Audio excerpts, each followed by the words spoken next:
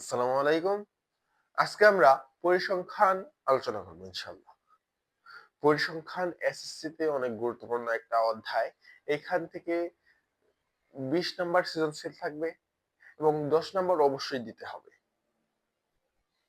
সেজন্য এইখান থেকে আমরা যেভাবে ১০ নাম্বার অবশ্যই দিতে পারি এবং ১০ নাম্বারটা সঠিক হয় সেটার জন্য আজকে আলোচনা করব। পরিসংখ্যান অধ্যায়টাকে আমরা ২ ভাগে ভাগ করতে পারি। এক হচ্ছে যে গ্রাফ পেপারে লিখতে হবে। আমি খ এবং গ নাম্বার প্রশ্নের কথা বলতেছি। এক হচ্ছে গ্রাফ পেপারের মধ্যে করতে হবে, আর একটা হচ্ছে গ্রাফ পেপার ছাড়া। গ্রাফ পেপার ছাড়া হচ্ছে যে আহ গ্রাফ পেপার ছাড়া আহ ৪টা অংশ ভাগ করে দেয়। এটা হচ্ছে প্রথমের ২টা অংশ যে গড়, মধ্যক, প্রচুরক। এই গড়কে আবার ২ ভাগে ভাগ করা যায়, গাণিতিক গড় এবং সংক্ষিপ্ত পদ্ধতির গড়। গাণিতিক গড়,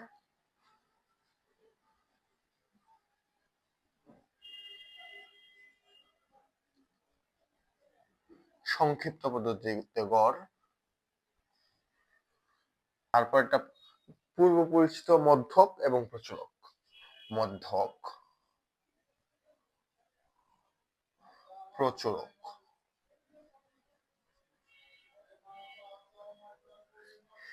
এই ৪টা ছাড়া আর কোনো কিছু নাই খ নাম্বারে দেওয়ার মতো। এবং গ নাম্বারে হচ্ছে গ্রাফ পেপারে দেওয়ার জন্য সেগুলো হচ্ছে বহুভুজ। আয়ত লিখে লিখি প্রথমে, আয়ত লেখ, আয়ত লেখ, বহুভুজ,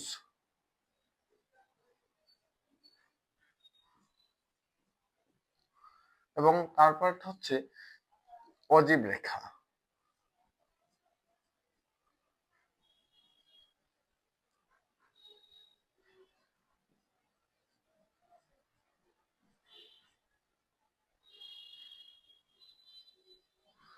অজীব,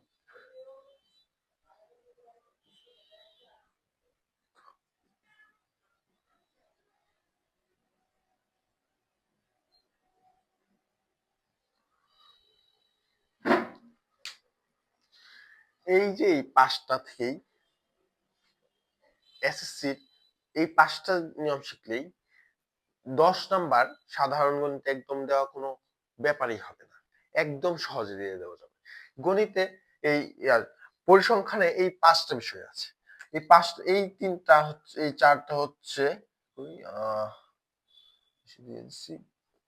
এই ৪টা হচ্ছে খ নাম্বারের জন্য, আর এই ৩টা হচ্ছে গড়ের জন্য। এখন আমরা এক এক এই সবগুলো শিখবো ইনশাআল্লাহ। প্রথমে আমরা এই গাণিতিক গড়, সংক্ষিপ্ত গড়, মধ্যক, প্রচুরক এই সবগুলো সূত্রগুলো লিখে নিব। সূত্রগুলো জানা থাকলে আমাদের কি কি লাগবে, কি কি বের করতে হবে এবং কিভাবে করতে হবে সবগুলো আমরা সহজেই করতে পারবো। সেজন্য আমরা আগে সূত্র দেখি। প্রথমে সূত্র হচ্ছে গাণিতিক গড়। গাণিতিক গড় হচ্ছে sigma FI XI by N. সংক্ষিপ্ত পদ্ধতি গড় হচ্ছে A plus sigma FI UI by N into H.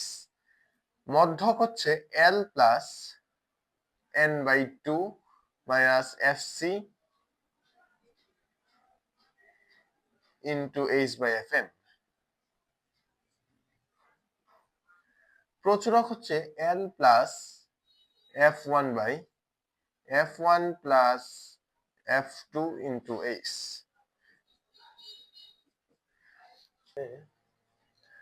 F X না, এটা হচ্ছে এফ এম।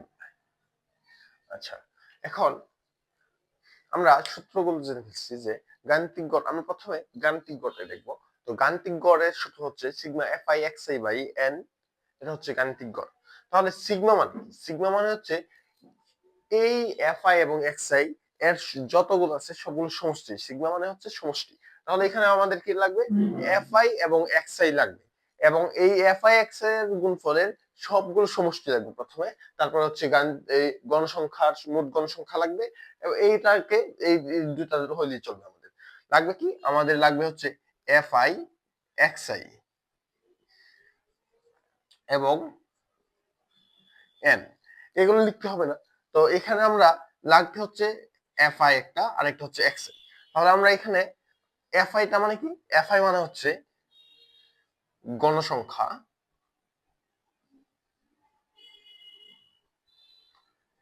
এক্সআই মানে হচ্ছে শ্রেণী মধ্যমান।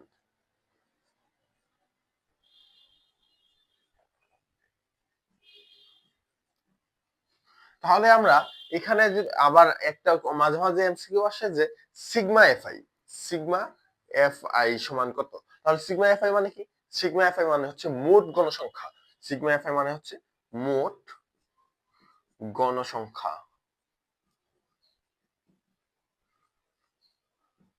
আচ্ছা, এখন আমাদের যখন পরিসংখ্যানে যে কোনো অঙ্ক করতে হয় তাহলে আমাদের কি কি লাগবে, প্রথমে লিখতেই হবে তা হচ্ছে শ্রেণী ব্যক্তি বা শ্রেণী সংখ্যা, শ্রেণী সংখ্যা না, শ্রেণী ব্যক্তি বা শ্রেণী, প্রথমে আমাদের লিখতে হবে শ্রেণী ব্যক্তি।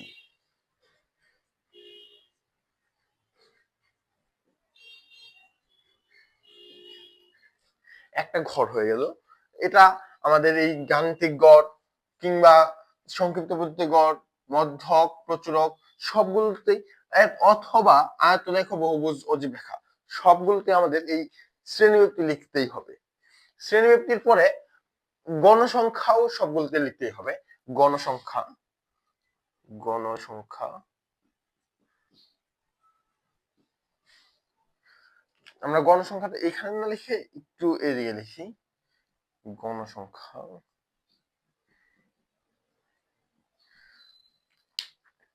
এই যে এইটা এবং এইটা সবগুলোতে লিখতে হবে। এই পাঁচটা গ এবং ঘ সবগুলোতেই শ্রেণীব্যক্তি এবং গণসংখ্যা লিখতে হবে। তাহলে এখানে আমরা শ্রেণীব্যক্তি এবং গণসংখ্যা লিখে নিলাম। তারপরে আর কি লাগবে, এখানে আমাদের গণসংখ্যা মানে কি, গণসংখ্যা মানে হচ্ছে এফআই। তাহলে এটা কি আমাদের এফআই।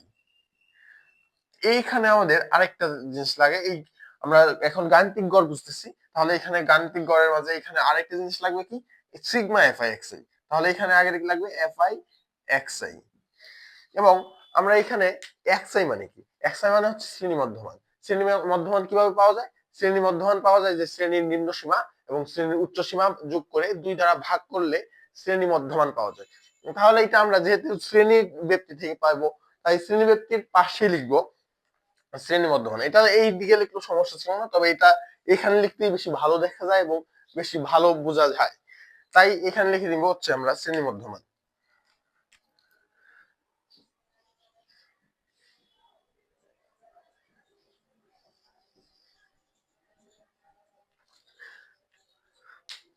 আচ্ছা, শ্রেণী মধ্যমানের পরে এখানে আমরা আরো একটা জিনিস জানা রাখতে পারো যে শ্রেণী মধ্যমান কোথায় কাজ করে। শ্রেণী মধ্যমান হচ্ছে, এটা কাজ করবে হচ্ছে গাণিতিক গড়,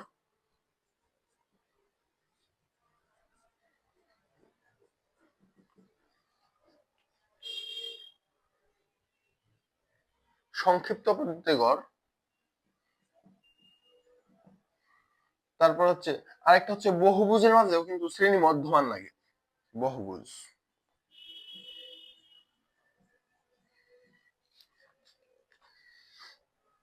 এখন তাহলে আমরা এখানে কি করব, গাণিতিক গড়, তাহলে এই শ্রেণীব্যক্তি, শ্রেণী মধ্যমান, গণসংখ্যা এবং এফ এক্স আই লাগবে। শ্রেণী মধ্যমানকে কি বলে, শ্রেণী মধ্যমানকে বলে হচ্ছে এক্স আই, শ্রেণী মধ্যমানকে বলে এক্স আই। তাহলে এখানে এই সবগুলো এখানে দিয়ে দিলাম, আর কিছু টেবিল বানিয়ে নিচ্ছি। শ্রেণী মধ্যমান নিয়ে আর কিছু করতে হবে না, এখানে শ্রেণী মধ্যমান, এখানে একটা সংখ্যা থাকবে, এখানে আরেকটা সংখ্যা। এই এফ এক্স আই কে আমরা এভাবে লিখতে পারবো যে আহ শ্রেণী মধ্যমান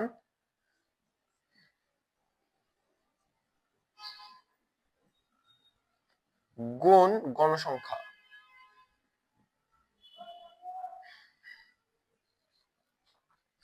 এইভাবেও লেখা যায়, তবে আমরা এই সংক্ষিপ্ত ভাবে লেখাটাই ভালো হয়, কারণ অনেক সময় খাতে জায়গা থাকে না। তো এইভাবেও লেখা যাবে, কোনো সমস্যা নেই। এবং সর্বশেষে এখানে মোট গণসংখ্যা কি হবে, মোট গণসংখ্যা আমরা সিগমা এফ আই এভাবে দিব না, এটা সঠিক, তবে আমাদের এখানে সূত্রের মাঝে সিগমা এফ আই না, সূত্রের মাঝে আছে হচ্ছে sigma F I X I by N.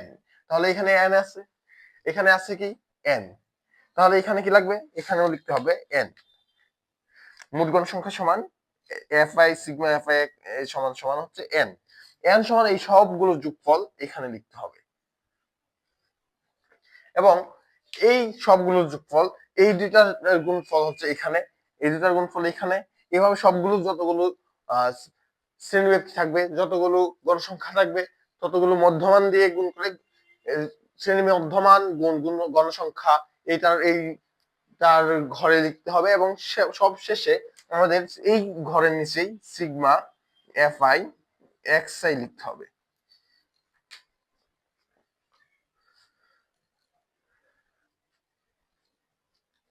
এবং এইটাই হতেছে আমাদের গাণিতিক গড় শেষ হয়ে গেল। তারপরে এই মাধ্যমে আমরা গাণিতিক গড় একদম সম্পূর্ণ শেষ করে ফেলতে পারবো ইনশাল্লাহ। তো এখন আমরা আরেকটা দেখবো, এখন হচ্ছে সংক্ষিপ্ত পদ্ধতিতে গড় দেখবো। আমরা সংক্ষিপ্ত পদ্ধতিতে গড়ে কি কি লাগবে, সংক্ষিপ্ত পদ্ধতিতে গড়ে লাগবে হচ্ছে এ, এখন এটা মুছে ফেলি, এদিকে দেখি, সংক্ষিপ্ত পদ্ধতিতে গড়ে লাগবে হচ্ছে এ। এ মানে কি, এ মানে হচ্ছে অনুমিত গড়, অনুমিত গড়। এ হচ্ছে অনুমিত অনুমিত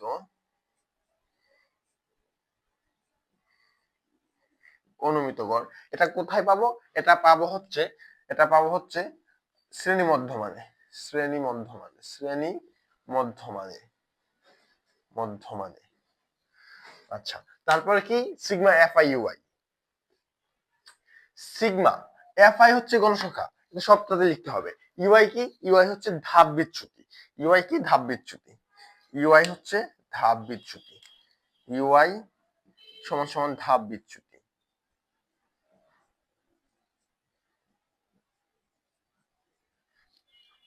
এবং এন হচ্ছে মোট গণসংখ্যা, এইচ হচ্ছে শ্রেণীব্যাপ্তি। এন মোট গণসংখ্যা, মোট গণসংখ্যা,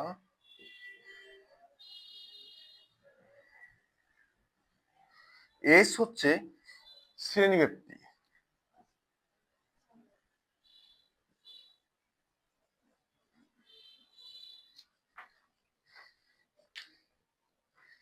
তাহলে আমরা এখানে এ পাচ্ছি অনুমিত গড় বা শ্রেণী মধ্যমান থেকে, আমরা ইউআই পাচ্ছি না, এখানে আমাদের ইউআই বার করতে হবে।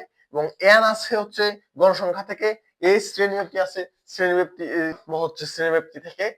তাহলে আমরা এই ইউআই লাগবে, ইউআই হচ্ছে এখানে ধাপ বিচ্যুতি, ধাপ বিচ্যুতি এইটার জায়গায় আমরা লিখে নিব, সমস্যা নাই। এখানে হচ্ছে ধাপ বিচ্যুতি, সেটা একটু ছোট করে নিই, তাহলে হচ্ছে লিখতে সুবিধা হবে।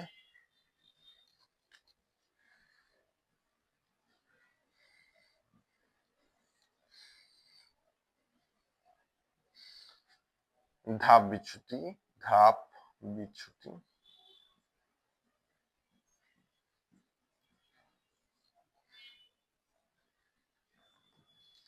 এবং ধাপ বিচ্যুতিকে বলা হয় কি, বলা হচ্ছে ইউআই।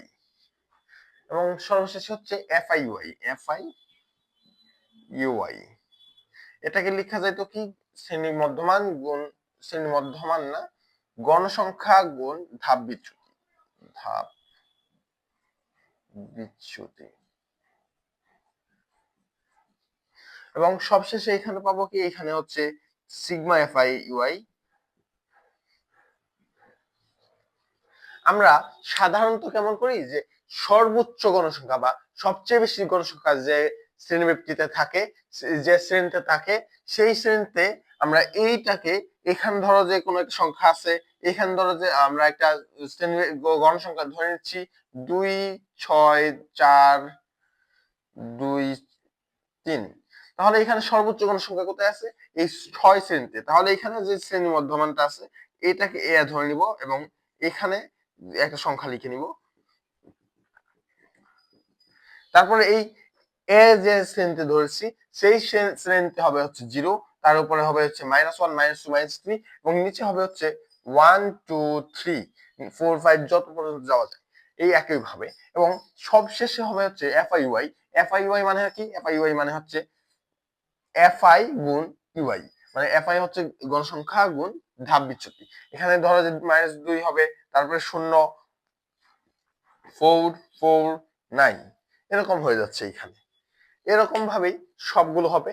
এবং প্রশ্নে যা দেওয়া থাকবে, প্রশ্নে কিন্তু আমাদের এইটা দেওয়া থাকতেছে না, যে প্রশ্নে দেওয়া থাকছে এইটা, প্রশ্নে দেওয়া থাকতেছে হচ্ছে এই যে এই রাশিটা এবং এই রাশিটা। তাহলে এই দুইটা থেকে আমাদের এটাও ভিন্ন হয়ে যাবে, এটাও ভিন্ন হয়ে যাবে, এটাও ভিন্ন হয়ে যাবে। তো আমাদের এক একজনের ফলাফল এক একটা আসতে পারে। আমরা যদি সর্বোচ্চ গণসংখ্যা বাদে আমরা এই অন্যান্য গণসংখ্যা বা মাঝামাঝি যে কোনো একটা শ্রেণীকে আমরা ধরে নিতে পারি, এটাকে, সেক্ষেত্রে আমরা এটাকেও এ ধরতে পারি, এটাকেও এ ধরতে পারি, এটাকেও এ ধরতে পারি। তো কোনো সমস্যা নেই, যে যাহাকে আমরা এ ধরবো সেখানেই শূন্য হবে, শূন্য সেখানে হবে।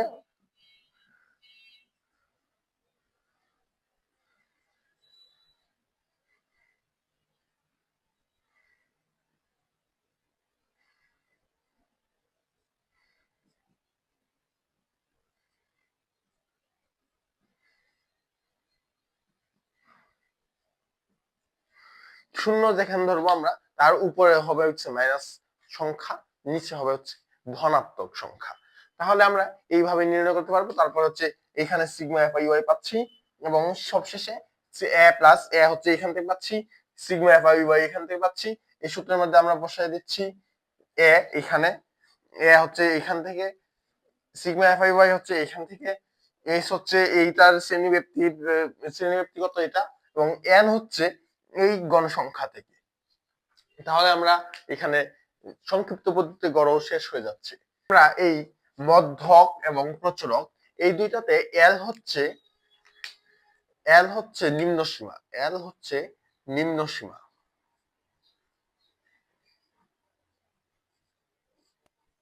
কিসের নিম্ন সীমা? আমরা যদি মধ্যক নির্ণয় করতে যাই তাহলে মধ্যক শ্রেণীর নিম্ন সীমা, আমরা যদি প্রচুরক নির্ণয় করতে চাই তাহলে প্রচুরক শ্রেণীর নিম্ন সীমা। তাহলে এখানে লিখে দিই মধ্যক বা প্রচুরক শ্রেণীর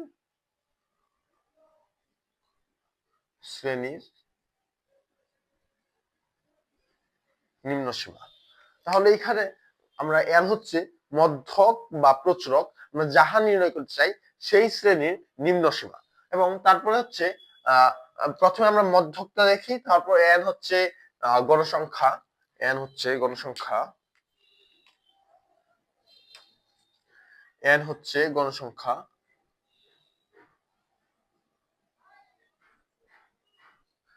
এফসি হচ্ছে মধ্যক শ্রেণীর পূর্ববর্তী শ্রেণীর যোজিত গণসংখ্যা, মধ্যক শ্রেণীর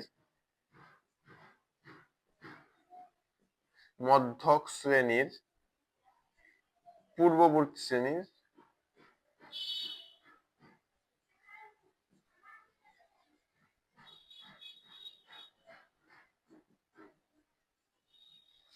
ক্রমযোজিত গণসংখ্যা। ক্রমযোজিত লিখতেছি না, এখানে শুধু যোজিত গণসংখ্যা লিখছি, যোজিত গণসংখ্যা। তারপর হচ্ছে এফসি হচ্ছে মধ্যক শ্রেণীর পূর্ববর্তী শ্রেণীর যোজিত গণসংখ্যা, এবং এস হচ্ছে শ্রেণীব্যাপ্তি,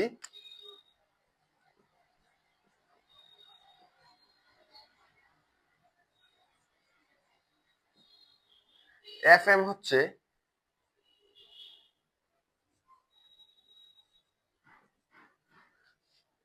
মধ্যক শ্রেণীর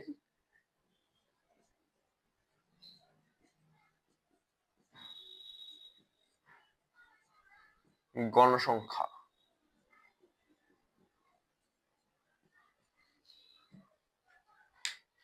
এখানে আমরা লিখে দিচ্ছি যে এল হচ্ছে মধ্যক শ্রেণীর বা মধ্যক শ্রেণীর নিম্ন সীমা, এন হচ্ছে গণসংখ্যা, এফসি হচ্ছে মধ্যক শ্রেণীর পূর্ববর্তী শ্রেণীর যোজিত গণসংখ্যা, এইচ হচ্ছে শ্রেণীব্যক্তি, এবং এফ এম হচ্ছে মধ্যক শ্রেণীর গণসংখ্যা, মধ্যক শ্রেণীর গণসংখ্যা।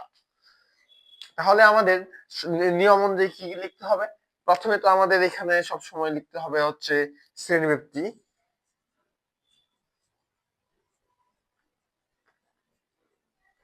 এখানে গণসংখ্যা, মধ্যক শ্রেণীর পূর্ববর্তী শ্রেণীযুক্ত গণসংখ্যা, মধ্যক শ্রেণী ব্যক্তি, মধ্যক শ্রেণীর গণসংখ্যা কোনটাই আর শ্রেণী ব্যক্তির সাথে সম্পর্কিত না, সেজন্য সাথে সাথে আমরা এখানে গণসংখ্যাও লিখে নিব। গণসংখ্যা, গণসংখ্যার পরে আমরা এখানে দেখো লেখা আছে যে মধ্যক শ্রেণীর পূর্ববর্তী শ্রেণীর যোজিত গণসংখ্যা, যোজিত গণসংখ্যা। তাহলে যোজিত গণসংখ্যা কি? যোজিত গণসংখ্যাটাই এখানে লিখতে হবে। যোজিত গণসংখ্যা বা ক্রমযোজিত, ক্রমযোজিত, যোজিত গণসংখ্যা লিখি। যোজিত, যোজিত, যোজিত, যোজিত গণসংখ্যা।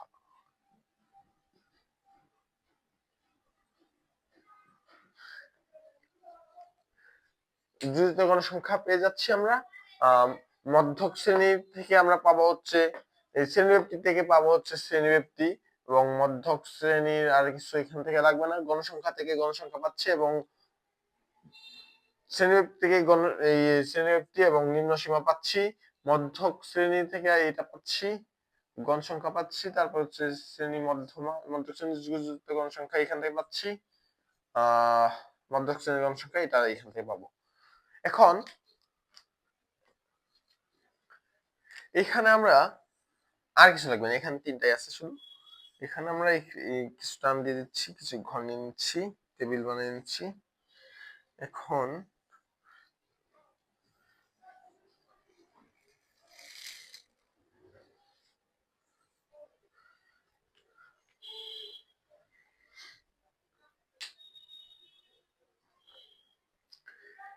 আমরা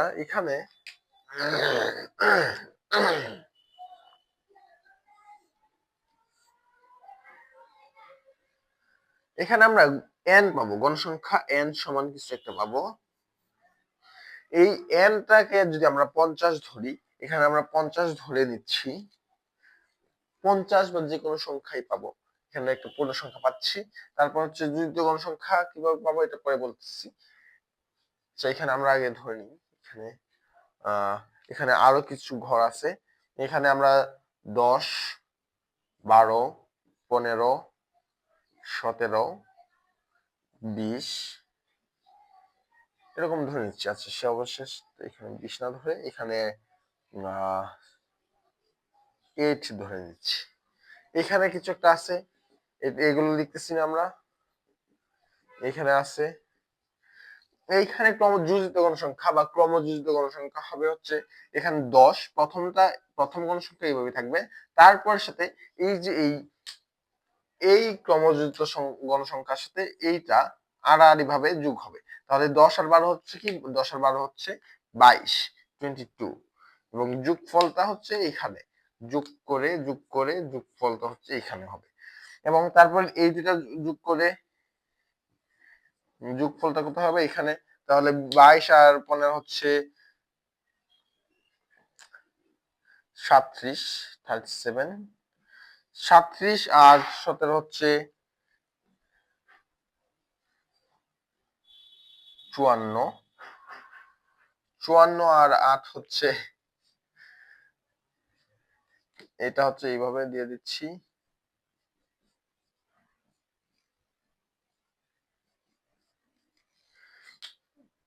চুয়ান্ন আর 8 হচ্ছে 62। এইভাবে এখানে হয়ে যাচ্ছে। আমরা এখানে ধরে নিচ্ছি যে এখানে কোনোভাবে এখানে 50 গণসংখ্যা আছে।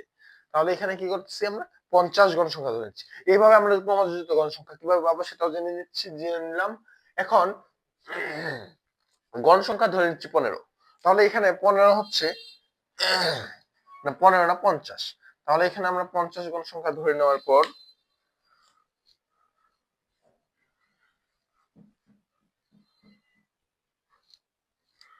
50 গণসংখ্যা ধরে নেওয়ার পর লিখবো যে এখানে গণসংখ্যা, মোট গণসংখ্যা, মোট গণসংখ্যা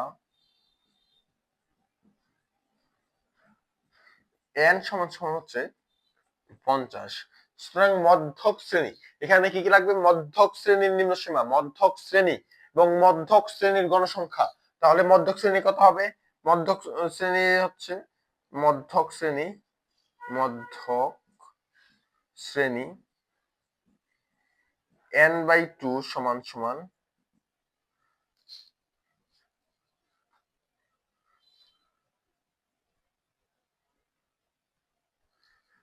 50/2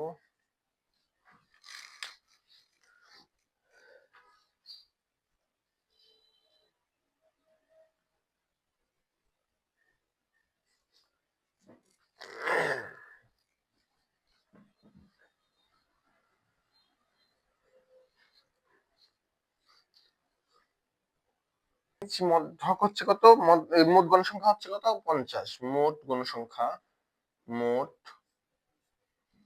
গণসংখ্যা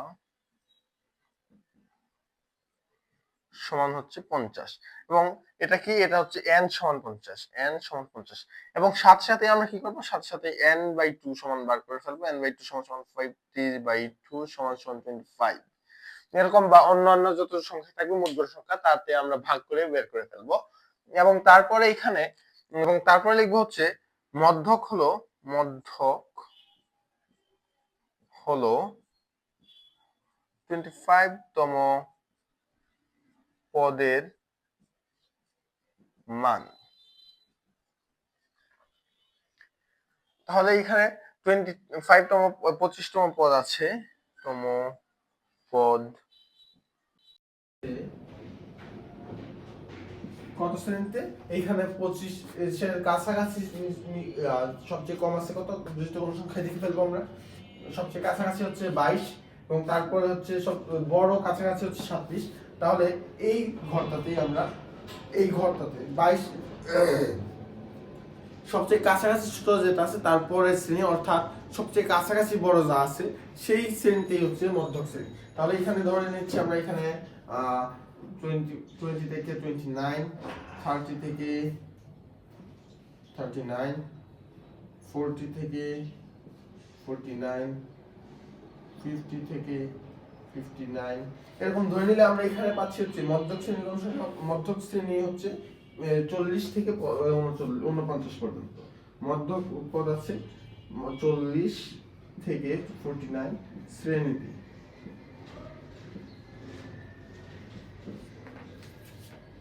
তাহলে এটা আমরা কোন শ্রেণীতে পেয়ে যাচ্ছি, তাহলে মধ্যক শ্রেণীর নিম্ন সীমা কত, মধ্যক শ্রেণীর নিম্ন সীমা L, সুতরাং মধ্যক শ্রেণীর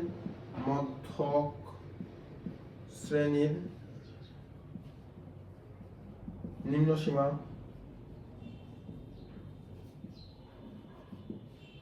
L সমান হচ্ছে 40 এবং তারপরে আমাদের আর কি লাগবে FM, মধ্যক শ্রেণীর গণসংখ্যা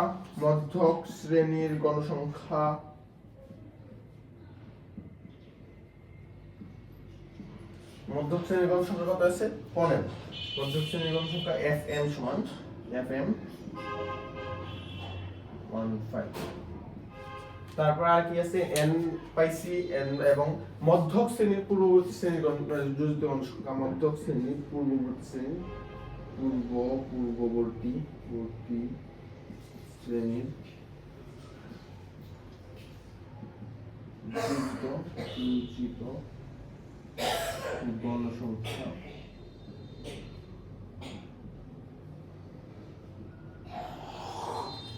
মধ্যক শ্রেণী হচ্ছে 40 থেকে 39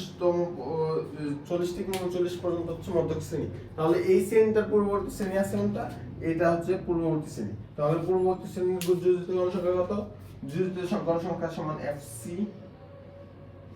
সমান কত 22। তাহলে আমরা এখানে এইভাবে আমরা এখানে L পাচ্ছি, এরপর হচ্ছে n/2 পাচ্ছি, এরপর হচ্ছে FC পাইলাম, H কত, H হচ্ছে এখানে শ্রেণী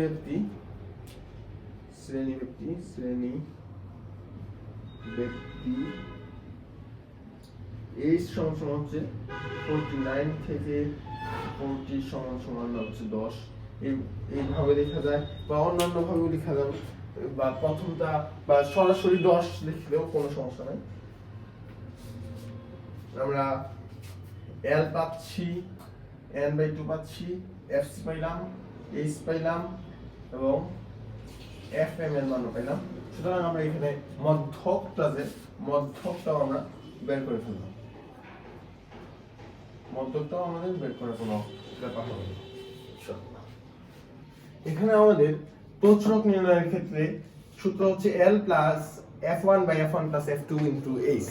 তাহলে এখানে L হচ্ছে প্রচুরক শ্রেণীর নিম্ন সীমা, F1 হচ্ছে প্রচুরক শ্রেণীর গণ সংখ্যা মাইনাস প্রচুরক শ্রেণীর গণ সংখ্যা, প্রচুরক শ্রেণীর পূর্ববর্তী শ্রেণীর গণ সংখ্যা, এবং F2 হচ্ছে প্রচুরক শ্রেণীর গণ সংখ্যা মাইনাস প্রচুরক শ্রেণীর পরবর্তী শ্রেণীর গণ সংখ্যা। তাহলে এখান থেকে আমরা F1 F2 পাচ্ছি এবং H হচ্ছে শ্রেণীবৃত্তি। এখানে আমরা একটা শ্রেণী ধরেছি, এই শ্রেণীটা আমাদের কখনো খাতায় তুলতে হবে না, খাতায় না তুললেও চলবে, অনেক ভালোভাবে চলবে, সমস্যা নাই। এখানে এইভাবে লিখবো যে এখানে সর্বোচ্চ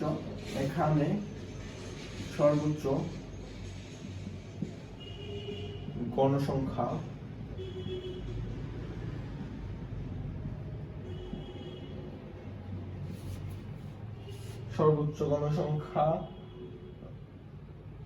কত, এখানে সর্বোচ্চ গণসংখ্যা কত রয়েছে, 15 রয়েছে। কত শ্রেণীতে? 30 থেকে 39 শ্রেণীতে।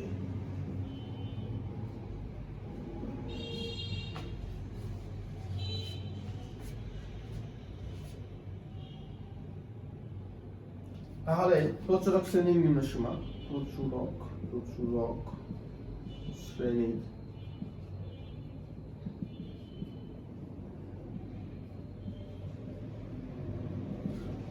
নিম্ন সীমা কত? এখানে প্রচুরক শ্রেণীটা হচ্ছে এটা, তাহলে এটা নিম্ন সীমা হবে হচ্ছে এই যে এটা, এখানে এটা কত? 30, এখানে 30 আছে। তারপর হচ্ছে এটা কি? এটা হচ্ছে L সমান 30 পাইলাম। এখন তারপরে কি F1 F1 সমান কি? F1 সমান হচ্ছে প্রচুরক শ্রেণীর গণ সংখ্যা, লিখলাম মাইনাস পূর্ববর্তী শ্রেণীর গণ সংখ্যা হচ্ছে কত? 6। তাহলে এটা সমান কত হবে? এটা সমান হচ্ছে 9। এটা কি F1। F2 সমান কি? প্রচুরক শ্রেণীর গণ সংখ্যা লিখে দিলাম মাইনাস প্রচুরক শ্রেণীর পরবর্তী শ্রেণীর গণ সংখ্যা, মানে কি 8 সমান কত হয়? সমান হচ্ছে 7। তাহলে এখানে আমরা L পাচ্ছি, L পাইলাম, F1 পাইলাম, F2 পাইলাম, এখানে বাকি রইল কি? H সমান কি? H সমান হচ্ছে 10। এখানে 10 থেকে 19 পর্যন্ত কত? 10, 11, 12, 13, 14, 15, 16, 17, 18, 19, 10। সেই হিসেবে এখানে 10। এই আবার তোমরা এরকম বিয়োগ করে না যে 19 থেকে 10 কেটে থাকে হচ্ছে 9, তাহলে এখানে 10 করলে কি হবে? 10 সহ। এইখানে যদি আমরা 10 ট্যালি ভাবে যাওয়া করতাম যে 10, 15, 20, 9, 19 এইভাবে থাকে, এই 10টা কিন্তু আমরা এই শ্রেণীতে নিতাম, সেই জন্য এটা হচ্ছে এখানে এই শ্রেণীতে আসছে 10 সহ, সেই জন্য এখানে H হচ্ছে 10। তাহলে আমরা এখানে L পাইছি, F1 পাচ্ছি, F2 পাচ্ছি, H পাচ্ছি, এখানে সবগুলো পেয়ে গেলাম। তাহলে এখানে আমরা প্রচুরক নির্ণয় করলাম, কোনো ভুল হবে না ইনশাআল্লাহ। আমাদের এখন গাণিতিক গড়, সংক্ষিপ্ত করতে গড়, মধ্যক, প্রচুরক সবগুলো শেষ। এখন আমরা শুধু গ্রাফের মধ্যে যা লাগবে সেগুলো দেখব। মানে এই খ নাম্বারের সবগুলো শেষ, এখন গ নাম্বারের অঙ্কগুলো দেখতে হবে। এখন আমরা এইটা দেখার থেকে আগে আমরা একটু চিন্তা করতে পারি, এই গ্রাফ দেখি। গ্রাফ আঁকতেছি এরকম, তারপরে হচ্ছে এরকম,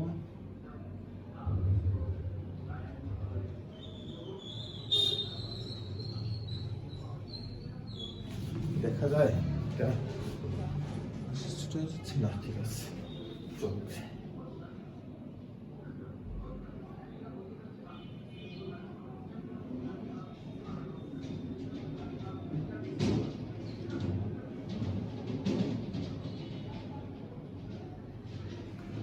একটা গ্রাফ হচ্ছে এরকম, আরেকটা হচ্ছে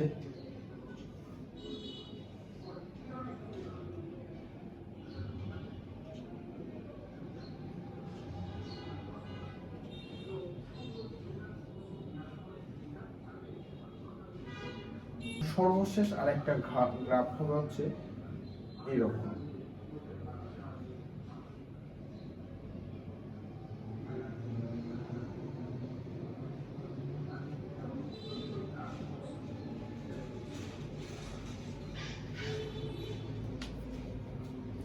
তিনটা গ্রাফই সবার জানা। এটা হচ্ছে আয়তলেখম,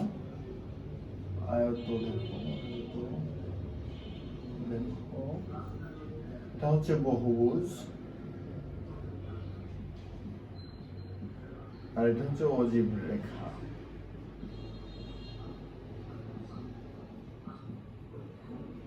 আমাদের দেওয়া থাকে কি, আমাদের দেওয়া থাকে হচ্ছে শ্রেণীব্যক্তি,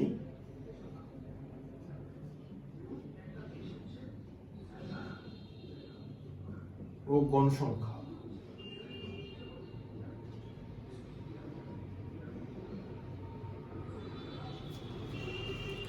এখানে আমরা এই সবগুলোই আঁকতে হবে, শ্রেণীব্যক্তি এবং গণসংখ্যা এই দুটা থেকে। তাহলে আমরা এখানে আয়তরেখা অঙ্কনের জন্য আমরা এখানে কি কি দেওয়া লাগে, এদিকে দিই হচ্ছে অবিচ্ছিন্ন শ্রেণীসীমা, অবিচ্ছিন্ন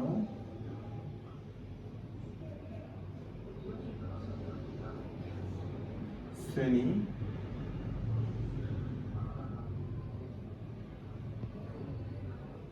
এদিকে হবে হচ্ছে গণসংখ্যা,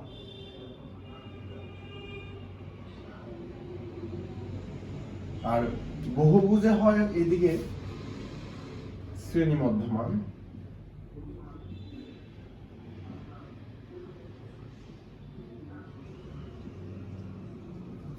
এদিকে হয় গণসংখ্যা।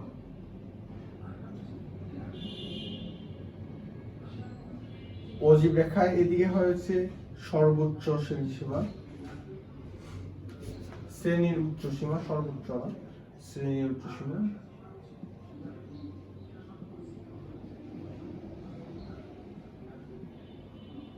আর এদিকে হয় হচ্ছে ক্রমযুক্ত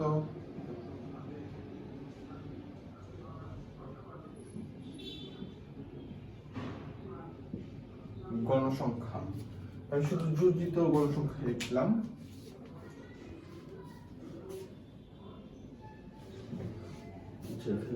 এখানে ক্রমযুক্ত লিখে দিই তাহলে সময় হবে।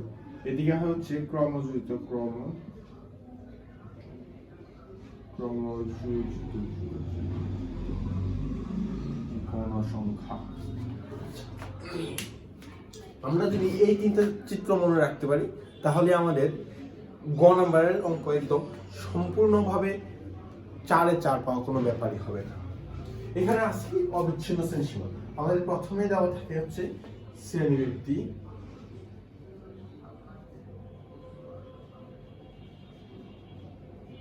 তারপরে আর কিছু দেওয়া যেতে পারে এখানে গণসংখ্যা,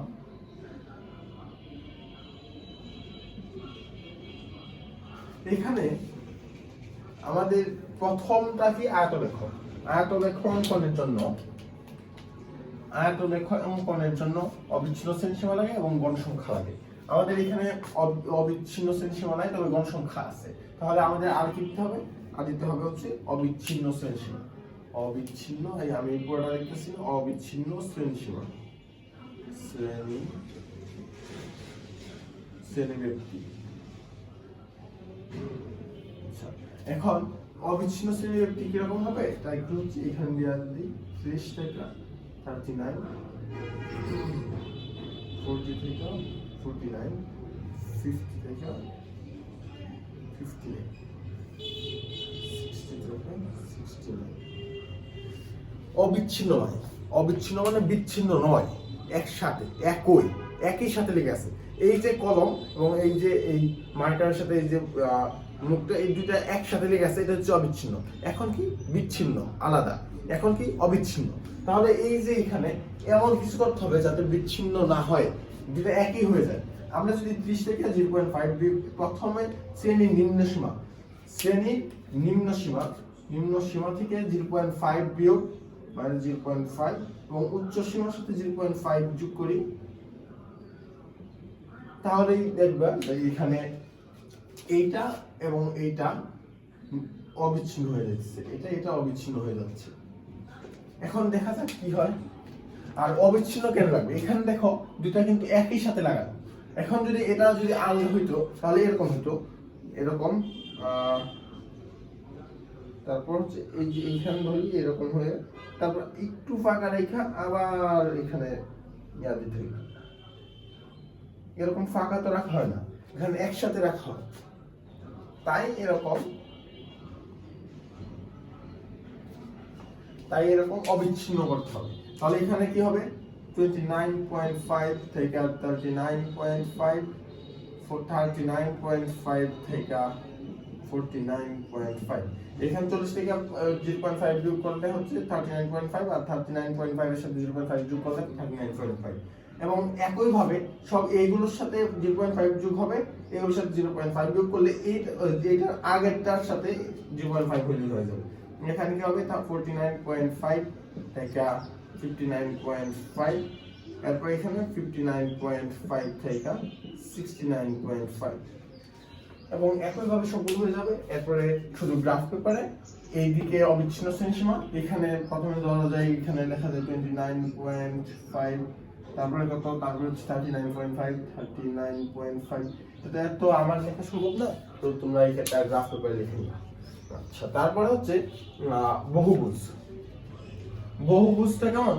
বহুভুজ হচ্ছে এই যে এইখান থেকে এই যে মাঝখান থেকে আবার মাঝখান এরকম মাঝে বরাবর যা আছে তাতে দেয়া, এবং সর্বশেষে এদিকে একটা কোনো একভাবে মিলিয়ে দিলেই হইল। এখন তাহলে আমি কি করতেছি, এখানে এই আয়ত লেখার মাঝে আমরা মধ্যবিন্দুটা নিচ্ছি, শ্রেণীব্যাপ্তির মধ্যবিন্দুটা, শ্রেণীসীমার মধ্যবিন্দুটা। তাহলে এখানে আমরা কি লাগবে, এখানে লাগবে হচ্ছে শ্রেণী মধ্যমান। এখানে এটা হবে না, শ্রেণী সীমা হবে না, এখানে হবে হচ্ছে শ্রেণী মধ্যমান।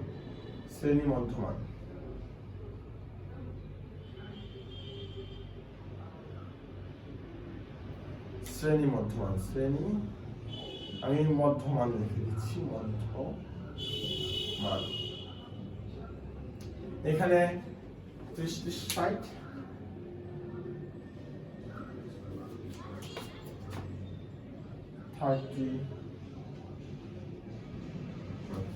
30, 70, তাহলে 35, তাহলে 34.5 হবে, 34.5। তারপরটা একইভাবে 10 যোগ করলে হয়ে যাবে, এখানে হচ্ছে 44.5, 54.5, 64.5, এবং গণ সংখ্যা এখানে নিই, এইখানে এদিকে শ্রেণী মধ্যমান এবং এদিকে গণ সংখ্যা বসাই দিলে আমাদের বহুভুজটা হয়ে যাবে। এবং সবশেষে কি করব, এদিক দিয়ে মিলিয়ে দেবো এবং এদিক দিয়েও মিলিয়ে দেবো। এইখানে যত শ্রেণী আছে তা থেকে 10 যোগ করে এইখানে একটা শ্রেণী কিনবো, এইখানে 10 যোগ করে বা আর বেশি যোগ করে এইদিকে একটা শ্রেণী লিখে দেবো, তাহলে হয়ে গেল। আর ক্রমযোজিত গণ সংখ্যা, আমাদের ক্রমযোজিত গণ সংখ্যা লাগে কোথায়, অজীব রেখায়। আচ্ছা, অজীব রেখা কেমন, এটা কি নিচের দিকে নামে না, তাহলে এখানে কেমন হবে, শুধু উপরের দিকে উঠবে। আর ক্রমযোজিত গণ সংখ্যা কি কখন শূন্য হয়, কয়েকটা পরে গেলে কখনো শূন্য হয় না, তাহলে এখানে কি হবে, উপরের দিকে উঠবে। তাহলে ক্রমযোজিত গণ সংখ্যা সেই জন্য এখানে ব্যবহার হয়। এখানে যদি ক্রমযোজিত গণ সংখ্যা, আমরা এখানে শ্রেণী মধ্যমানটা মুছে দিই, শ্রেণী মধ্যমান মুছে দিলাম, গণ সংখ্যা মুছে দিচ্ছি। এখানে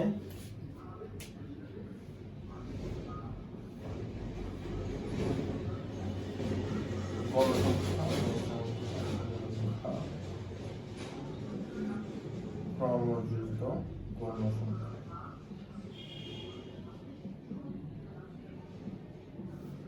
এখন এখানে যদি 2, 4, 3, 1 হয়, তাহলে দেখো এখানে প্রথমে 2, তারপর 6, এটা থেকে বাড়ছে কিন্তু, তারপর হচ্ছে 9, এটা থেকে আরো বেশি বাড়ছে, তারপর হচ্ছে 10, এটা থেকেও বাড়ছে, তাহলে এটা কি কখনো নিচে নামবে না।